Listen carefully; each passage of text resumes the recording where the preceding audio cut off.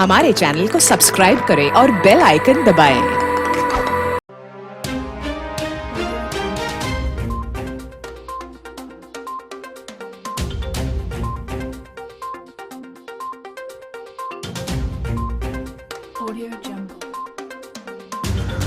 खबर शामिल करते हैं। डायरेक्टर ऑफ पंजाब मलिक मकसूद चिन्योटी की इस रिपोर्ट के मुताबिक चिन्योट 13 रजब अमीरुल मोमिनीन मौला अली इब्ने अबी तालिब अलैहिस्सलाम की विलादत ब सआदत के मौके पर ऑन न्यूज़ के ऑफिस की इफ्तिताही तकरीब जश्न का इनाकाद किया गया, जिसमें शहर भर से सियासी और समाजी सहाफ़ी वकला, सीनियर सहाफ़ी चौधरी महबूब आलम भोला, सैयद मुज़ाहिर अब्बास शाह, सरदार सफ्तर गुज्जर एडवोकेट, मखदूम हसनैन एडवोकेट, बिशारत अलवी, मुदस्सर हुसैन, फैसल आफ्ताब, डीके, मलिक नवाज, मलिक मकसूद चिन्योटी, जवार हुसैन समेत कसीर तादाद ने शिरकत की।